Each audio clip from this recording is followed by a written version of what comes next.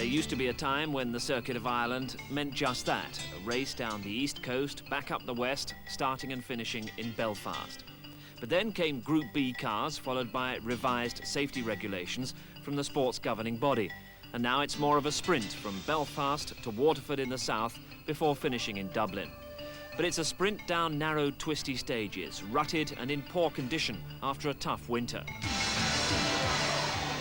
Jimmy McRae was going for a record 6th win on the event, challenging the former Open champion Mark Lovell, making his first appearance in this year's championship. The Circuit of Ireland is a pace note event, which means crews can reconnoitre, and co-drivers like Ronan Morgan alongside Lovell can supply the rapid-fire route information. 20 easy left, up to Brow, easy left. 70 caution, long right, tightens to left maybe. Lovell and Morgan attacking, but Lovell wasn't alone in his criticism of this year's route. I've never seen such bad stages on any tarmac rally at all. I mean, regardless of it being the circuit or Ulster or whatever, they're very poor stages. I'm sure there's no need to run them, and I don't consider it to be a proper tarmac rally. I don't know what they're trying to do. Perhaps they're trying to lose all sort of recognition for the old Circuit of Ireland, but whatever they're doing, they're going the right way about it. And I really hope that somebody listens and does something about it. There's so much mud and potholes and running water and that across in the south that I just feel it's going to be very, very difficult for anybody, and I think anybody that just keeps the nose clean and has a steady run will end up with a very good result. I think when you've done the old Circuit of Ireland, 600 stage miles and 50 stages and some real classic roads, this event is just a bit disappointing. I think they've just really gone overboard in trying to slow the rally down. I mean, they've picked some really rough, narrow farm roads, which you don't really expect in a tarmac rally. Jimmy McRae has won the event in all its guises, most recently last year en route to the title, a victory that equalled Paddy Hopkirk's total of 5 circuit wins. McRae in the Sierra Cosworth content to sit back off the pace a little in the early stages.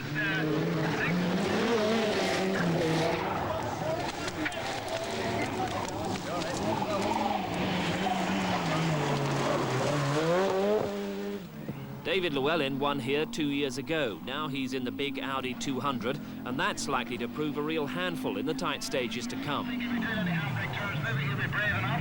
It's a big car as they slide it right out there towards the cars. The acceleration there of the 200.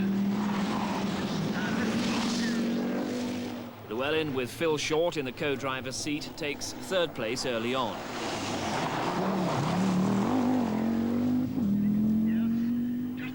Now here's Mark Lovell in his Cosworth Sierra, last year's Irish tarmac champion. That title his priority again this season. Lovell sets the early pace. Brow, easy right, 20. Wet mud, K left. 50 Brow, tight K left, gravel to right. And left maybe. To Brow, 30, 90 right mud. 20 Brow, long left maybe, to caution Brow. And slow left into hairpin right. And hairpin left.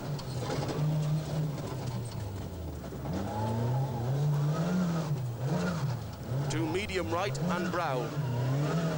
30 easy right. 50 long easy left opens over 70. To long left maybe. 20 easy right. 30 K left. 20 easy right to long easy left. 30 easy right, 30 caution left over bump.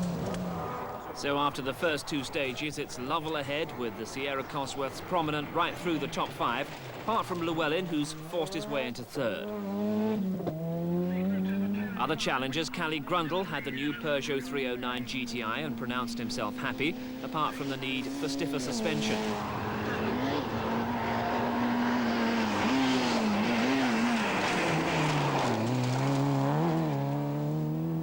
And there's Pentti Airikkala, who took the Mitsubishi Starion to victory in the opening round of the championship in the forests of Yorkshire. But the tarmac was proving rather more a struggle.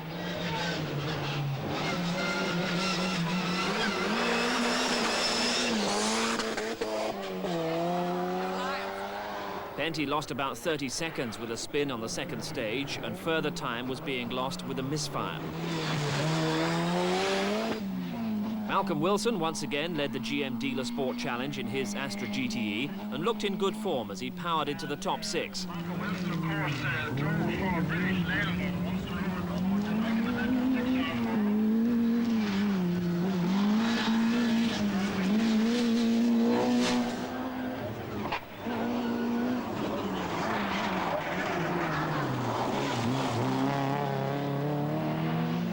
Aitken-Walker once again in Peugeot's 205 GTI, just holding the advantage over her teammate Callie Brundle.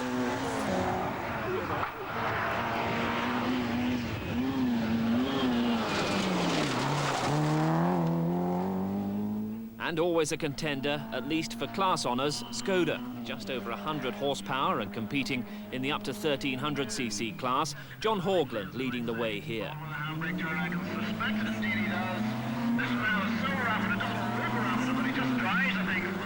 Not able to compete with the Sierra Cosworths for spectacle, though. Spitting flame here is the great Irish favourite, Bertie Fisher.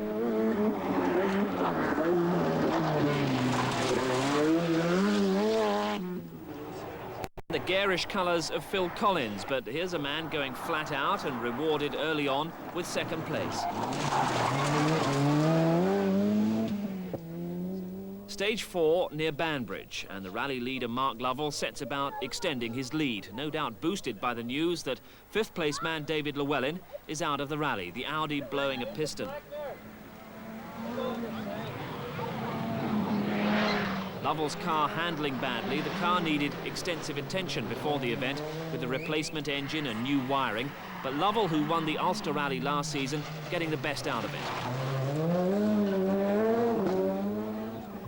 Nevertheless, McRae was now second and closing. A misfire that troubled him early on is now cured.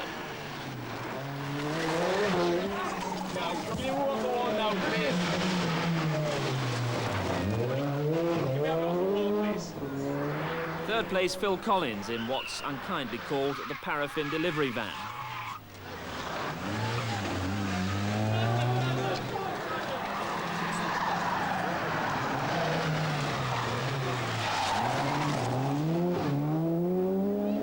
Up to 4th, helped by the demise of Llewellin, is Malcolm Wilson in the Astra GTE.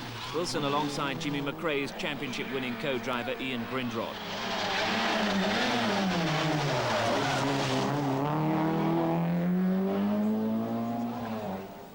Delaying Bertie Fisher had been a slight misfire plus an overshoot on the second stage, but now the local favourite starting to climb up the leaderboard and doing it in entertaining fashion.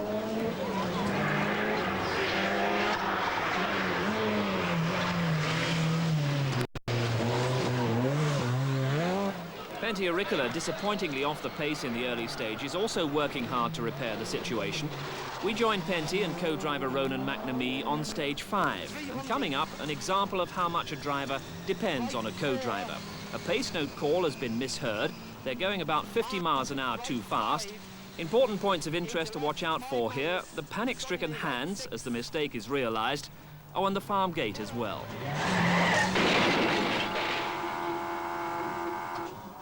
In the interests of decency, we thought it best not to eavesdrop on the dialogue at this point. Suffice to say, there was a rather robust inquest.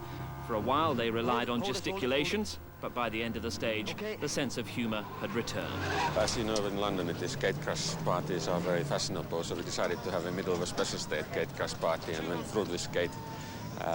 Normally, you open a gate this way, but this went over the roof of a car. What happened was really that I misheard the previous corner, the bass note, and we use a number system. And I thought Ronan said left 2, as he said actually left 5. And it is about 50 miles per hour difference. And so I went 50 miles too fast into the next corner. And then it was the only way to go through this gate and make a handbrake turn and 180 degree and come back. There wasn't any gate anymore when I came back. As the second day got underway in the Dublin showground, Mark Lovell had less to smile about. He hit a tree the previous evening and failed to limp out of the stage. So leading the Circuit of Ireland now, Jimmy McRae. You find it extraordinary.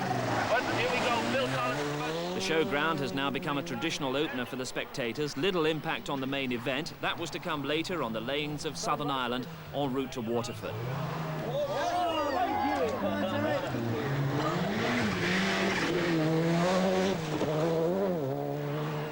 In second now, Phil Collins. The first day had been one of surprising attrition, with the 75 starters cut by over 20. So all drivers treating the twisty roads with great respect. That was certainly the case for Malcolm Wilson in third, about 40 seconds behind the leader.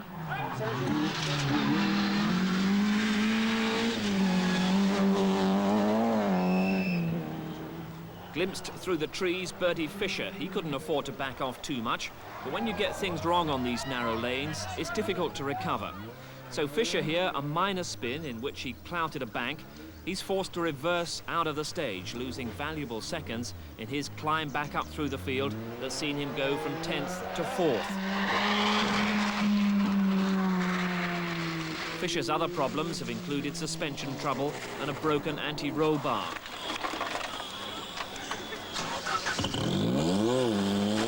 So Bertie a fair way off the top three, but he's ahead of Pentti Airikkala, who's 5th. Here is the Mitsubishi, and on board, Dublin is once again in communication with Helsinki. Their problem now is electrical. Junction left 8.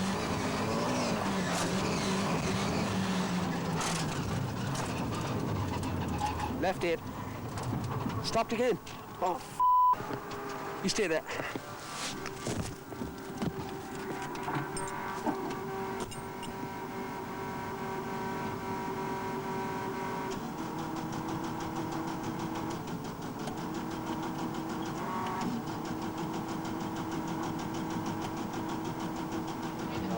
Seconds tick away. Bertie Fisher takes more time out of Airikkala.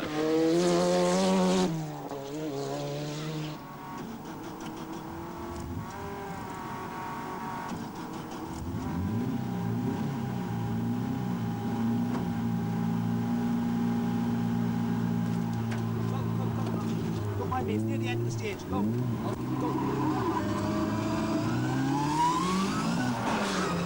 I have no belt on, right?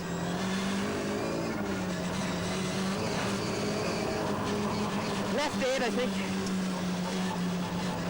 Yeah, and right into right 8 long. Airikkala determined to claw back some of the lost seconds, and Ronan McNamee, well, he's clunk-clicked just in time.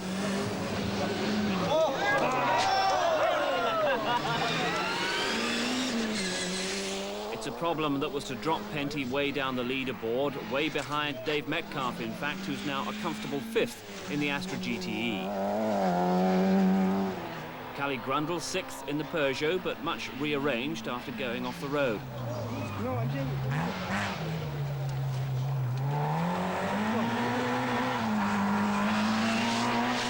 Chris Birkbeck had moved his Astra GTE into 7th. That was as far as he'd get. Birkbeck soon to retire with a transmission problem.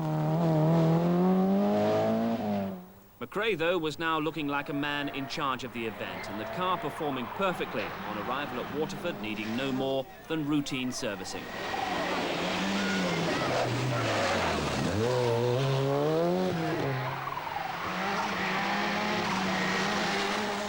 Phil Collins, by contrast, was looking like a man who'd settled for second, over 2.5 minutes behind at the Waterford halt.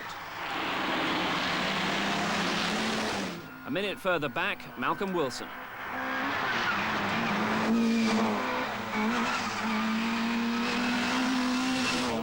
And waiting for any problems with the runners ahead, Bertie Fisher in 4th. Bertie making brake adjustments all day, now with the car sorted and looking very solid. You had to look down to 5th for a man under pressure, and that was Dave Metcalfe, who was rapidly being threatened by a swiftly recovering Airikkala. And here is Pentti. After his problems, you now have to admire the scale of the Finnish driver's attack.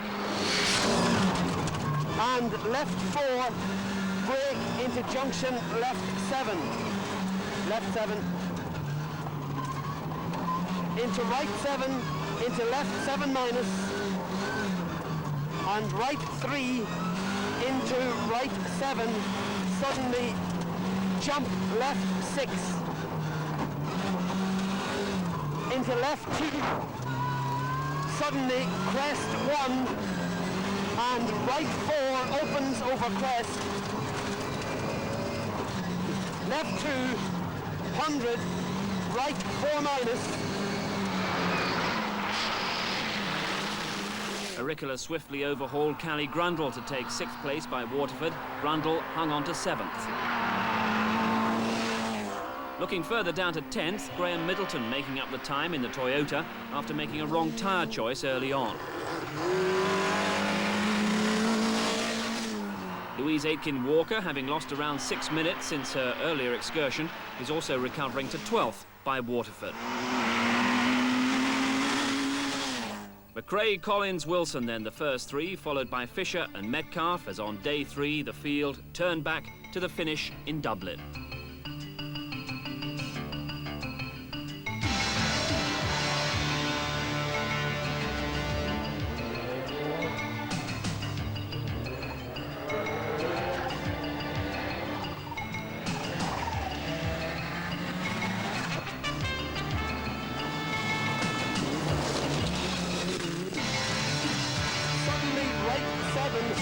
Suddenly left 7 tightens badly.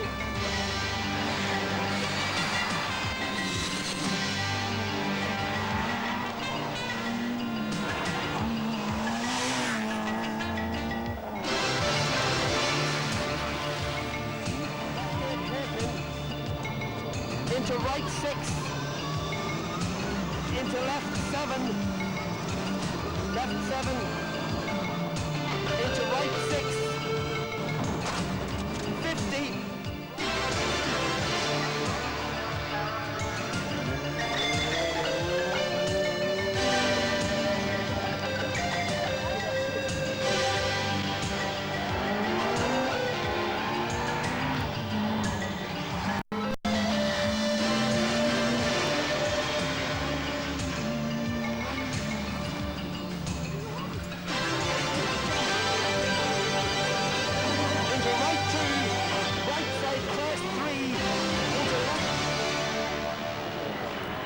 On his way to a record-equalling 6th victory on the Circuit of Ireland, Jimmy McRae driving well within himself to beat Paddy Hopkirk's record of success on this famous event.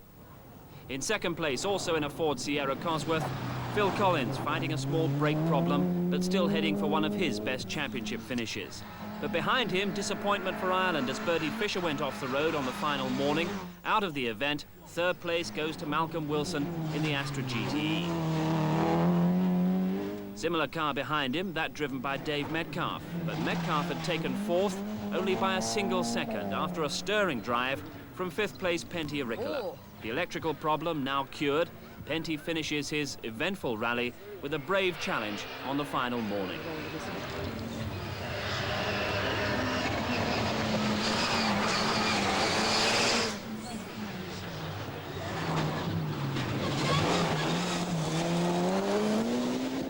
A minute and a half behind in 6th, the Peugeot 309 GTI of Cally Grundle, also showing signs of an incident-packed 3 days.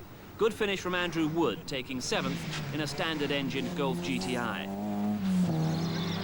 And Louise Aitken-Walker, regretting all her lost time of the first day, showed what might have been by climbing up the leaderboard to 8th in the Peugeot 205. And 9th place to Graham Middleton, whose steering problems in the Toyota gave him some frightening moments on the final day. But no moments of doubt for Jimmy McRae, the master of the Circuit of Ireland. 13 attempts at the event, 6 times a winner. Rob Arthur, the co-driver, McRae from Collins, both in Ford Sierras, followed by the Astras of Wilson and Metcalfe.